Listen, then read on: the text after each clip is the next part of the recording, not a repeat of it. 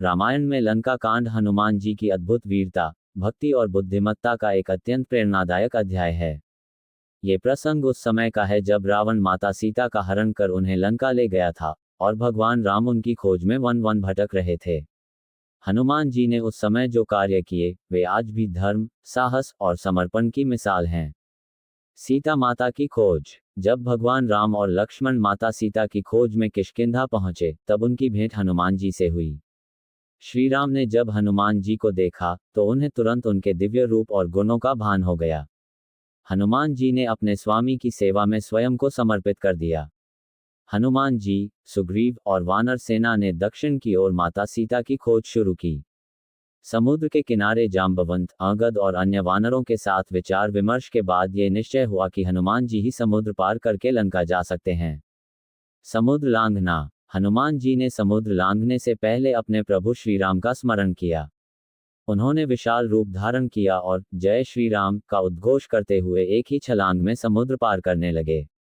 मार्ग में उन्हें अनेक विघ्न बाधाएं आईं, सुरसा, सिन्हिका, मैनाक पर्वत इत्यादि, लेकिन उन्होंने सभी को अपने बुद्धि और शक्ति से परास्त किया। लंका में प्रवेश। हनुमान जी ने लंका नगरी के ऊपर से देखा तो वह अत्यंत भव्य, सोने से निर्मित और समृद्ध थी।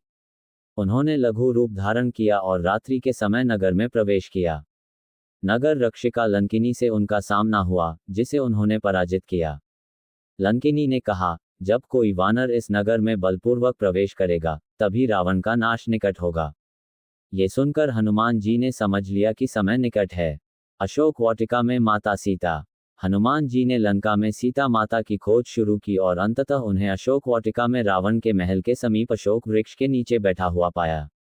माता अत्यंत दुखी थी और रावण के बार बार प्रलोभन देने पर भी राम जी की प्रतीक्षा कर रही थीं। हनुमान जी ने लघु रूप में रहकर माता सीता से श्री राम का संदेश दिया और उन्हें राम की अंगूठी भेंट की। माता सीता ने अपने चूड़ामणि को श्री राम के लिए दिया।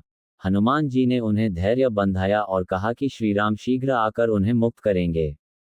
हनुमान जी का पराक्रम। माता सीता से विदा लेकर हनुमान जी ने सोचा कि रावण को अपने बल का अनुभव करा देना चाहिए।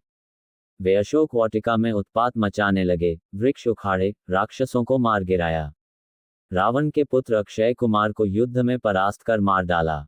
तब रावण ने अपने सबसे बलशाली पुत्र मेघनाद इंद्रजीत को भेजा। उसने ब्रह्मास्त्र का प्रयोग किया और हनुमान जी ने सम्मानपूर्वक उसे स्वीकार कर लिया। रावण दरबार में हनुमान। बांधकर हनुमान जी को रावण के दरबार में लाया गया। रावण ने उनका अपमान किया, लेकिन हनुमान जी निर्भीक होकर बोले, मैं श्री राम का दूत हूं। तूने एक साध्वी का हरण किया है, इसका दंड तुझे अवश्य मिलेगा। क्रोधित होकर रावण ने हनुमान जी की पूंछ में आग लगाने का आदेश दिया। लंका दहन। रावण के सैनिकों ने हनुमान जी की पूंछ में कपड़ा लपेटकर आग लगाई, लेकिन हनुमान जी ने अपनी मायावी शक्ति से पूंछ लंबी कर दी। जैसे ही आग लगी, हनुमान जी लघु रूप से मुक्त होकर संपूर्ण लंका में अग्नि लगा दी। महलों, भवनों, अस्तबलों और रथों में आग की लपटें फैल गईं। हनुमान जी ने